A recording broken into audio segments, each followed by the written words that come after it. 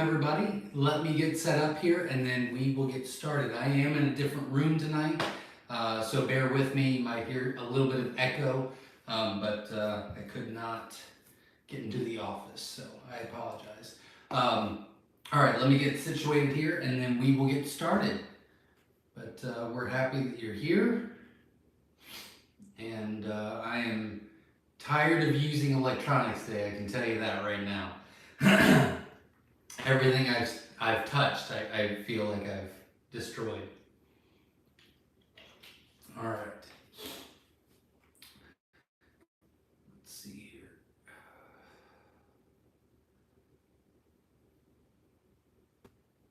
All right, welcome everybody. We're glad you're here.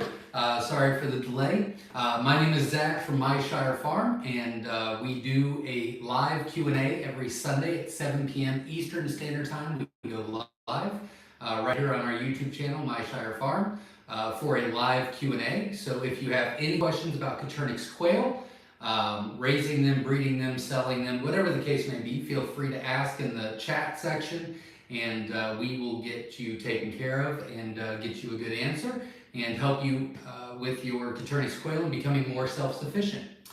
We do a couple fun things here every Sunday at 7 p.m. For our live Q&A. Number one, if you want to let us know where you're from, it's always interesting to see where all the quail people are at in the world. Number two, if you've hatched any eggs from us in the past week and have not given us the update, feel free to do so. I will make notes of that and update our records. We're currently sitting at a 74.1% hatch rate on shipped eggs for the year, so we're very happy about that. And number three, we try to be kind in the comments. This is a great community. We really don't have a lot of issues, but let's just be kind, supportive in the comments. And if you can, just be kind to the channel by hitting the like button and supporting the channel. I would greatly appreciate it. It helps the channel grow and makes me feel good. So hit the like button, support the channel. I appreciate it.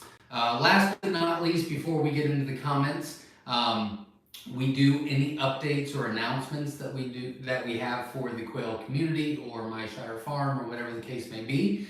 So if you are new on here, please know that we have a Quail Con coming up. It's a homesteading convention at Myshire Farm. It is August 31st and September 1st. There are 41 tickets left on our website at myshirefarm.com. It's a 2-day event and it's fantastic. We've got the schedule posted on the website. We have all the speakers posted on there with their bios and the topics and all that. So check it out at myshirefarm.com. If you have purchased tickets, you will get confirmation about 2 weeks before, but we do have you. If you've paid, you're good, but we will confirm everything 2 weeks before the event, and then we're actually going to have a separate YouTube live probably a week before the event for just the ticket holders to go over the schedule, go over the event, go over the time slots, where everything's at, and things like that, so that everybody is comfortable when they get here.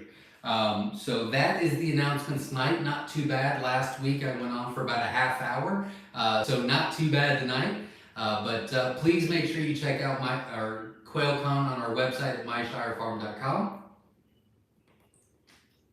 As we'd love to see you and love to have you here, but we're going to be doing tours. We're going to have speakers for biosecurity and chickens and bees and rabbits and gardening and all kinds of really great stuff. So make sure you check that out. And there's going to be a lot of quail subjects, I promise. So make sure you check that out. We'd love to have you here. Last but not least, we will get into the comments here, and there we go. All right, here we go. Wyatt Hayes is in the house. Says, hey Zach, the pearl quail has finally started laying again. Very pleased with how I did at the fair this year, and I got three that won. I got three. One was the bob white, so I couldn't compete. Oh, okay. There you go. Well, congratulations. That's very exciting. And yeah, 4-H for quail is really picking up steam, so that's very exciting to see. Ban Garcia's in the house. Welcome. We're glad you're here. Ed Got Bait is our moderator tonight. He is in blue in the comments. He'll make sure everything runs smoothly and try to answer questions or send any links about your questions before I get to it, but hopefully I'll be able to keep up tonight. But thank you very much for all you do.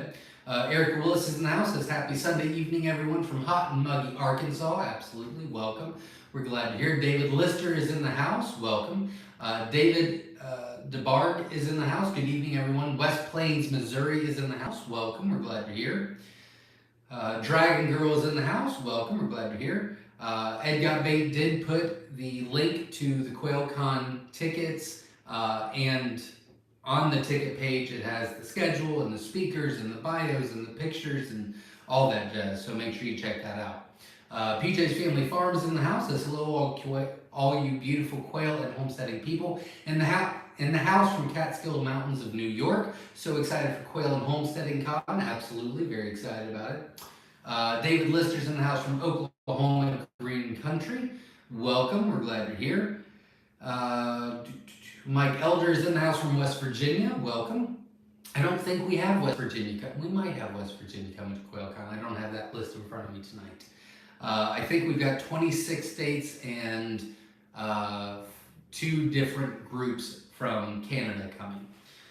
Cindy's in the house from Parker, Texas. Hatch report 21 of 32 eggs, jumbo. Nurture Right 360, looking great. Wonderful, thank you very much. Moved away at me. Hold on just a second. There we go. Let's see. Jumbo mix. Excellent hatch rate. Congratulations. That's very exciting. Congratulations. And thanks for letting me know. And good luck on your adventure with quail. Ed Selby is in the house. Ed from Wyoming, welcome. Myrna Fredericks is in the house from Arizona, welcome. Chuck is in the house from Pennsylvania. Glad you're here. Pettimal Farms in the house as like number 9. Hello from Southern Middle Tennessee. Welcome. We're glad you're here. We are up to 19 likes, so thank you very much for all the support. If you haven't, hit the like button, support the channel. I greatly appreciate it. Deborah's in the house from Arizona. Welcome. S.O. Swanson's in the house. Greetings from Mississippi Delta. Patiently waiting for 41 days to pass till Quail Con. Absolutely. Dylan Franklin's in the house from North Carolina. Welcome. Let's see, John Crawford's in the house. John Hatch report 60 eggs, 20 hatched. Not too great. Make sure you message us or email us with the order number so we can get you taken care of. We do guarantee a 50% hatch rate or a refund of 50% of the eggs. So make sure you let us know on that, and thank you for letting us know. Chris Asbury's in the house from Texas. Welcome, we're glad you're here. Fly Rutherford's in the house. Says hello from North Central Pennsylvania. Just got my shipping confirmation on my jumbo white wings. Yep, they'll be going out with probably Tuesday is what it looks like. But good luck, and obviously keep me posted on that. Dragon Girl's in the house. Jumbo Egyptian, 30 eggs, 13 hatched. 1 additional zip, but didn't make it out. Same thing for you. Make sure you message us with your order number, and we'll get you taken care of. Egyptian, not jumbo. Well, it is jumbo. Thanks for letting me know, and good luck for the ones that did hatch. Chuck Bearfield is in the house. Best way to call chicks for feeders without decapitating. I have a YouTube video called The Bloodless Call. You can type into the YouTube search bar Bloodless Call, C-U-L-L, by Myshire Farm, and that video will pull up, and I'm showing it to you on adult males, but it works the same exact way as chicks. Hardly any pressure at all, but works the same way. So that would be the best. That's how we do it. John Walters is in the house from Julian, Pennsylvania. I finally remembered. Welcome. We're glad you're here. David Lister says, Zach, how large was the largest jumbo quail you ever raised? I don't know. It was over 19 ounces. I think it was like 19.9 or something like that. But we do not try to get them that large anymore. They do not last very long. They're not made to be that large. And you'll run into a lot of breeding issues, fertility issues. You'll run into a lot of leg issues. length of life will depreciate quite a bit. So the sweet spot with jumbos is around 14 to 15 ounces is really where you want to stay at with the jumbos. If you get larger than that, they will get larger than that, and you can do it fairly easy. But they won't breed very well. You have very low fertility, and they'll have a lot of leg issues. So I mean, it's nice to grow. If you breed them that well, it's cool to have them butcher at that weight, except for your breeders will last a quarter of the time as what they should, and they'll lay half the amount of eggs, and your fertility will be probably half. So I mean, it's just not worth it. What we've realized. But right under 20 ounces was the largest we did. Christopher Cromwell is in the house. Hello, y'all from Tennessee, running late tonight. Welcome, we're glad you're here. We don't have a ton of people in tonight, so make sure you ask questions and get those questions in, as it does look like I am on the same page of comments, so we might have a very short live tonight. But if you have questions, feel free to ask, and we'd be happy to get you here. Oh, there we are. Jay is in the house, says, hi, Zach. Quail are officially 4 months now. Doing great, but I am having a few overbreeding injuries on 2 separate occasions and having to call one female because of her injuries. I have a 1-to-5 ratio in their own cages. Is it just part of the process, and these injuries are bound to happen? You really should not have excessive breeding issues if it's a 1-to-5 ratio. I would go through the cage and make sure there's not a hidden male in there, which would explain the issue. But if it's a 1-to-5 ratio, if it's 3 quail per square foot, if they have feed at all times and clean water at all times, you should not be having issues at all. So I'd go through and make sure that that's the case. Nye is in the house from Iowa. Welcome, we're glad you're here. Eric Hess is in the house from Wisconsin. Welcome, we're glad you're here. Benjamin is in the house from Oregon. Welcome, glad you're all here. Heather Brooke is in the house. Has a question: if you have a quail that is hurting herself and wounding up the rest, what do you recommend? I would need a whole lot more information. Obviously, something's going on if she's hurting herself. Either she's spooked or it's not the right ratio. It needs to be 3 quail per square foot. Maybe they have too much room, which can cause territorial issues. But without a lot more information, it would be very hard for me to say. However, I would say check the basics. And to me, the basics are 5 hens to every 1 male, 3 quail per square foot, a crumble feed that is low in protein, 15 to 20%, always clean, fresh food and water, and that usually fixes all the issues. My first initial thought when you read that, and I don't have all the information, so I'm just guessing here, is it sounds as though that she feels unsafe. Maybe there's a predator attack, or she feels like there's a dog or a cat that she's suspicious of. So that's where I would begin, at least. Wyatt Higgs says, the cage I got from Wynola Ranch is a good cage. I can't get the doors to shut all the way. Is it me, or is there a special way to close it? I've never had any issues with the doors closing on the Wynola Ranch cages.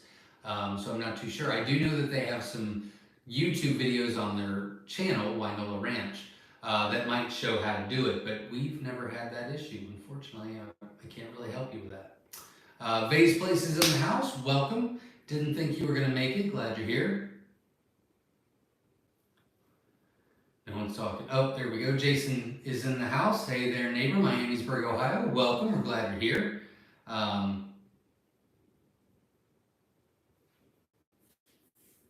Feather Connections Homestead's in the house. Says, hey, Quail family. Welcome. We're glad you're here.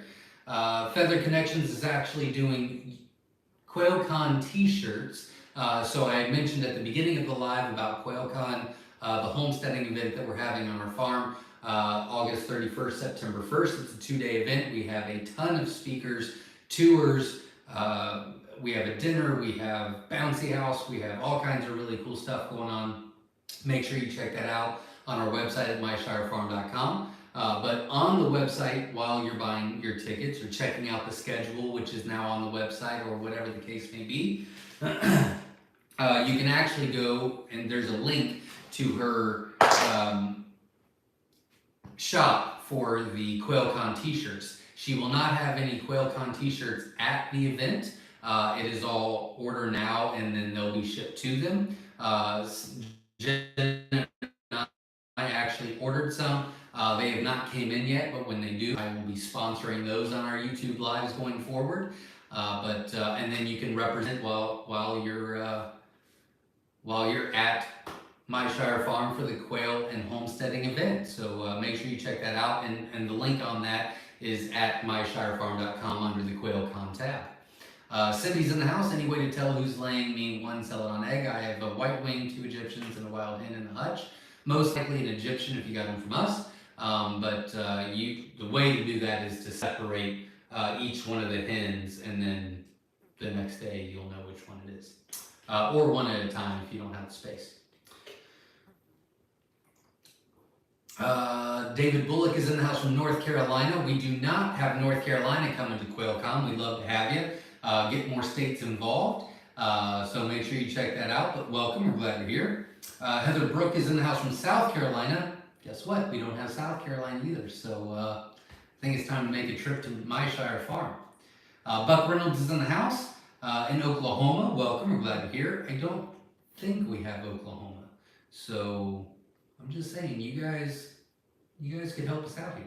Mr. T is in the house from Ohio. Welcome, we're glad you're here. Ed Selby's in the house. How do you introduce hens into a covey without a lot of fighting and death loss? I have a lot of pens with small numbers and need to do that. So what you do is you're going to take whatever cage you're putting them in. You're going to take the existing quail that's in the cage out of the cage into a small box, post office box or Amazon box, whatever. It needs to be small. They need to be compiled together, and then you close it up, make it dark. You add the new existing quail into the box, let it sit for about 15 minutes, open the box, put them back in the cage, and they all kind of reset, if you will. There's no longer any territorial issues, or you're new or you're not, and this fly is driving me crazy. But that's how you do it.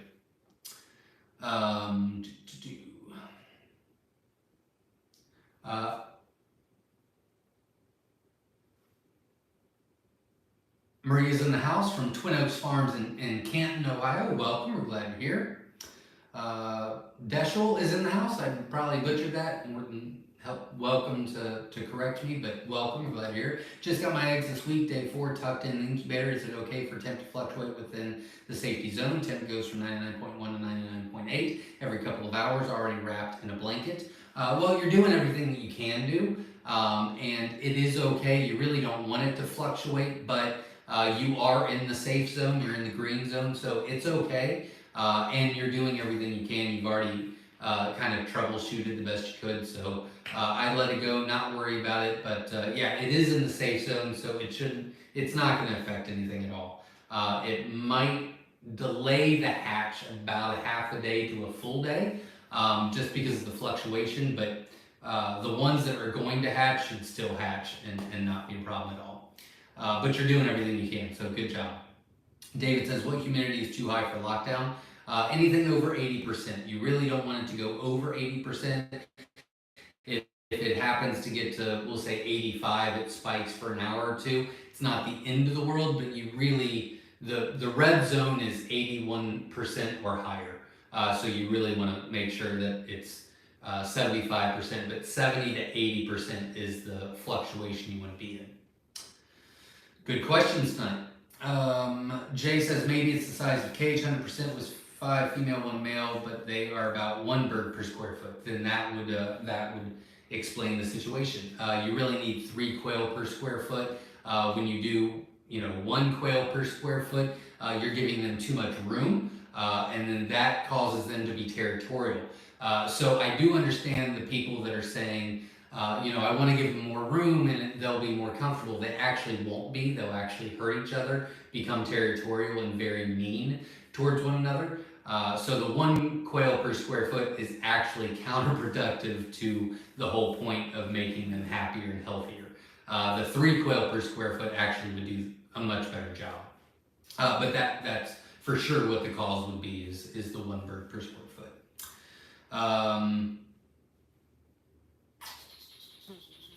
Naya says, what do you most recommend as feed for younger quail? Would the same feed for adult quail work? It really wouldn't.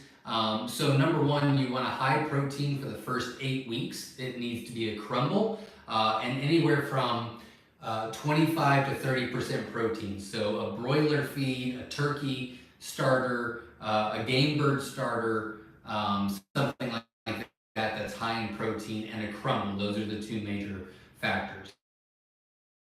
After 8 weeks old, you move them down to a crumble, but move them down to about a 15 to 20% protein. The reason you do that is twofold. Number 1, your feed cost is mainly, but not highly based on the protein percentage. So if you lower that, you're going to lower your feed cost, which is important to everybody.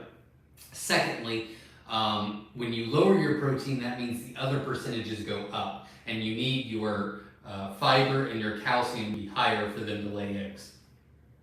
But if you type into the YouTube search bar "feed by Myshire Farm," that will show up, and we actually show you the labels that we use and go into much more detail about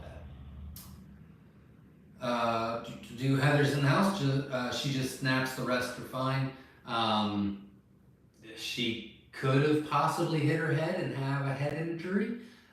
You could take her out and put her in a separate cage for a day or 2 and see how she acts. That would be my next step. Mr. T says, one of my quail has an infected toe. It looks like it doesn't move around besides getting food and water. Its feathers are always up like it's scared. What should I do? There's not a lot you can do. You can separate the quail for a few days, give her some him or her some electrolytes in the water. We use Save a Chick. You can get that at Tractor Supply or Amazon. You can give them some Rooster Booster in the feed. You can get that at the same places. And see if she calms down, and then maybe introduce her back in. But it sounds like there might be more issues with that than just the infected toe. If the feathers are raised. White Higgs says it's like they shut, but they don't latch, and there's always some quail running around in the barn. Yeah, we've never had that issue. I've used a lot of quail or Winola Ranch cages. I don't know how to tell you to troubleshoot that, unfortunately. I'm sorry. But you can always reach out to them. They're more than happy to help anybody. Feather Connections Homestead says is in the house. Says, oh, thanks for the shout out. I'm excited for all the t-shirts. Absolutely. Sundial Fragrance Reviews in the house from Houston, Texas. Welcome. We're glad you're here. Pettimal Farms in the house has asked you about the vents being eaten out on quail. You got me asking the right questions. Thanks. Turns out he was feeding whole grains without grit. He's moving crumble now. There you go. That would be the issue. Pettimal Farm says, turns out he was feeding, oh, yep, I read that part. Yeah, so that should fix the issue. David Lister's in the house says, I have had a few jumbo white wing hens that have passed while laying eggs, mostly in the same cage in our hutch. Could this be from the heat? Not really. It's probably more of a calcium issue or a fiber issue of the feed than anything else. They might need a little bit more calcium or fiber than maybe the other quail. They do get a lot larger, which could change the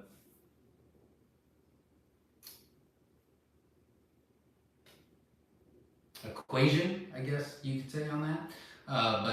Yeah, I would look at the calcium to make sure that it's high enough. That's usually what's the cause of being egg bound, which is what you're describing. Vase Places in the house says, Zach, how many tickets are left? For Quail Con, there are 41 tickets left on our website. It is August 31st, September 1st. We'd love for everybody to come. It's going to be a great time, great getting together with the community, and we are going to be talking a lot about all kinds of homesteading things, from farm safety to exotic animals to chickens to rabbits to quail to farm tours to gardening to bees to, I mean, all kinds of great stuff. So we'd love to have you here. The schedule and the speaker list, as well as the bios, are on our website at myshirefarm.com under the Quail Con tab. And I think that there's 3 camping spots left, but I don't remember for sure. David says, Zach, is 3 days too long for hatched quail? I think so. I don't like that at all. I take them out every 24 hours. If you want to do every 48 hours, it's not the end of the world. But 72, I think, is way too long. So I recommend taking the dry chicks out every 24 hours. It's not going to hurt anything. Get them under the brooder, and then the other quail aren't going to be stepped on, and the eggs won't be moving around as much and things like that. Kathleen Fish is in the house from Central Kansas. I purchased eggs and live birds from you with success. That's wonderful to hear. Congratulations. We ship live quail every Tuesday, overnighted, so we've had great success with that this year. And all of our eggs are 5 to 10 days out once you purchase, except for the white wings, which are 6 to 8 weeks out. Yeah, even the Jumbo Wilds, which was on like a 22-week wait last year, is now on a 5 to 10 day 5 to 10 day wait. So I'm very excited about the success of that this year. Heather Brooks says they have it all. She's calmed down and then pops off like she's nuts. The rest are fine. She's just on them. I have 9 cams on my backyard, and there's nothing. I take her out and put her in a separate cage for a few days and see how she acts. Erica Hess says, is this normal? We place 30 quail eggs in the incubator. We candle at 14 days and average 13 fertilized, then average 8 to 9 that hatch, the remaining dying in the egg. If most of them are dying in the egg, that means it's an incubator issue. Most likely it's a fluctuation of temperature or too low of a temperature. So if you fix that, then you should be doing much, much better. But it should be a lot higher. On average, you should expect around an 80 to 85% hatch rate on your own eggs. Beam Farms is in the house. I'm still trying to come in Oklahoma, just need to figure it out. We'd love to have you. Love to sit down and talk to you for a while. And hopefully you can make it. Stephen Lawrence is in the house. Says, hey Zach, I'm still enjoying the fruits from your eggs. My first order was sent in July of 2022. I'm thankful that you have helped me learn to feed my family clean food. That is wonderful to hear. Congratulations. I'm glad you're still going at it, and I wish you all the best. And if there's anything we can do, let us know, and we'd be happy to help. And if you have any questions, feel free to ask. But it sounds like you've got it going on. Congratulations. Andy's in the house. Says, hey everybody from Southwest Michigan. Just how I like spending my Sunday evening listening to Myshire Farm chat. Well, thank you very much. We try to make it entertaining and educational, obviously, but we try not to bore people. Welcome. We're glad you're here. S.O. Swanson. Beam Farm, S.O. Swanson gave you the directions and the route to take to get here, so he's helping you out there. So thank you very much for being helpful, Steve. Ban Garcia says, how much heat can new hatched chicks take? I live in the desert. It can get 120 degrees. So that's not a problem. The direct heat, you really don't want it to go over 101. You really want it to be 99 degrees in the brooder. So, you know, if you take a thermometer or, you know, a laser or whatever, and read the temperature inside the brooder, and it's, you know, 101 degrees with no light at all, then put them in there and just use a regular light bulb. The actual temp in the brooder is different than the overall temperature outside. But they do fine all over the place. David Bullock's in the house. My girls are laying eggs with rough bumps. Feels like rough sandpaper spots. What can cause this? It's a feed issue. You're probably feeding them a little bit too much fiber, is what I'm assuming. That's usually the cause of that. Or you're supplementing your feed with something else that's giving them too much. But that's usually the cause.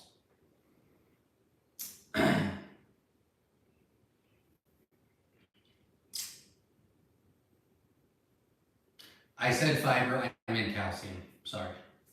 And thanks, baby. You had mentioned calcium, and I think I said fiber. I might not. I don't remember what I said, but it is calcium, not fiber.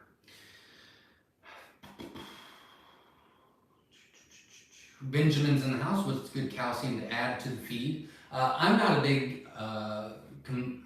big supporter of adding supplements to feed. I think you find a feed that works and use that. But you typically, it's going to give you much better information. I don't remember all the numbers and the percentages, but if you type in feed by Myshire Farm or feed by Myshire Farm on the YouTube search link, 2 videos, well, there's a bunch of videos will show up, but 2 main videos will show up. And it actually shows what we feed. We've had PhD doctors come out and customize our feed. I think it's 3.5%. But I don't remember off the top of my head. I haven't used that number in a while. So I would check that video out to get the right number.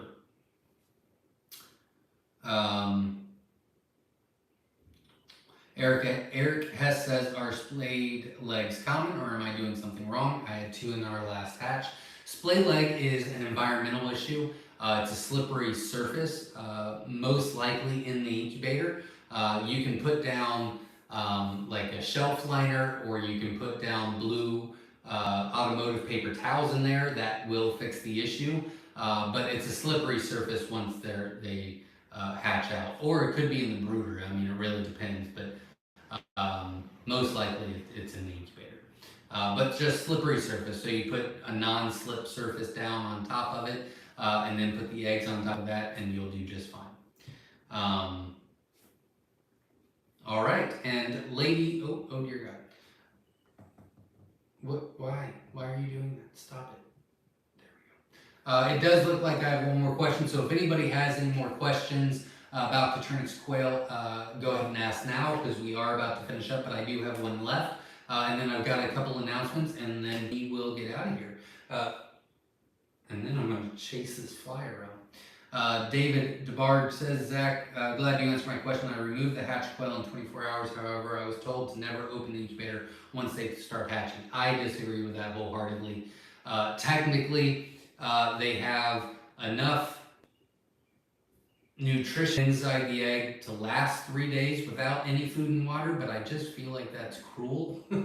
Like, they might not need it, but I'm sure they appreciate it, because if by chance we do go 48 hours here, so we put eggs into the incubator on Fridays, they hatch on Monday, Tuesday, Wednesday, and then on Mondays we put them in, and Tuesdays we put them in the brooder, and Wednesdays we put them in the brooder. So we take them out every 24 hours after the hatch. There is every once in a while that we will skip Monday because like the brooder's not ready, or whatever, I didn't get to it, whatever. So 48 hours, that's weird. 48 hours is not the end of the world. I just prefer to put them in the brooder as soon as they're dry every 24 hours. But my point is, at 48 hours, as soon as we put them in there, they go to that feed and water so much faster than the 24-hour ones. So I can't imagine waiting a whole nother day without feed and water. So I'm not a big fan of that. I know some people swear by it, and they've raised quail for years, and if it works for them, that's great. There's many different ways to raise quail. I've been raising quail for a long time as well, and raised quite a bit of them, and I just think that you're taking care of the chicks much better when you're moving them every 24 hours. But if you choose to do 48, again, it's not the end of the world, but 72 I think is pushing it quite a bit. Eric says, it seems my issues all revolve around my incubator. Can you recommend a good one? If you're really interested in it, I would upgrade to like a Brencia. They have a lot of different options, from tabletops to cabinet incubators. You can check those out. Those are really, really nice. When you're just starting out, I don't really recommend those because they are a little bit more money. And I think it'd be good to spend on, I don't want to, more of an inexpensive incubator to make sure this is something that you're going to keep doing, rather than spending $300 to $400 on a nice incubator and then it just not your thing. You know what I mean? So if you're in it, I would recommend looking at the Brincias. And that's just Brincia.com. They have them on Amazon, I think, too. They have a store on Amazon. Bill Cox says, got here just in time to watch the finish. I'll go back and watch everything. Thank you very much for being here. I appreciate it. S.O. Swanson says, Myshire reviewed several incubators on his YouTube channel. I did. That's probably a better answer. Thank you, S.O. Swanson. Eric, the better answer is we have a YouTube playlist called Quail Product Reviews. I have done a bunch of reviews. The Nurturite 360, the Little Giant, the Incubator, Brincia, things like that. And you can kind of see which one fits you better. I think all of them work. Some of them you have to baby more, and you have to work with more. The Brincia was literally just to throw them in the incubator, gently put them in the incubator, walk away, and then in 14 days put them in lockdown, and then you're done. Other ones like the Nurturite 360 or the Incubator, you kind of have to, maybe you have to insulate it, or you have to have this, or you have to keep adding water, or whatever the case may be. You have to just baby it more. But they are less expensive. So if you're willing to do a little bit more work, then those would work just fine. Again, the longer you do it, the more you go, I've got other things to do, so I'd rather spend my time doing this, and this. I'll spend the extra $150 on an incubator. I can just throw them in and be done. I'm not recommending to anybody you throw eggs into an incubator. Gently place them into the incubator. I said that once and somebody got really upset. David says, thanks for clearing that up for me. Not a problem. Happy to help. Eric says, thanks for all your help. Not a problem. Happy to help. Vase Place says, Agovie is your best friend when incubating. Absolutely. No matter what incubator you purchase, I highly recommend you get a separate thermometer, hygrometer, to make sure it's reading correctly, because in my opinion, all incubators lie. So I like the Agovie. We've tested a lot of thermometer, hygrometers out there. There might be better ones, but the Agovie worked the best for us. So I really like that one. Ban Garcia says, once they start walking, take them out so that they don't step on the ones that can't walk yet. There you go. As far as moving them out. Vase Place says, I have let my quail stay in the incubator up to 48 hours, never more. There you go. S.O. Swanson says, the only time I lost chicks in the incubator was when I left them in for 72 hours. Never again. There you go.